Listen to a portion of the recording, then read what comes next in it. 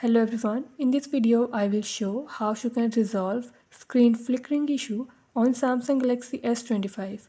Before starting this video, please press the bell icon or do subscribe this channel. Let's start our video without wasting any time.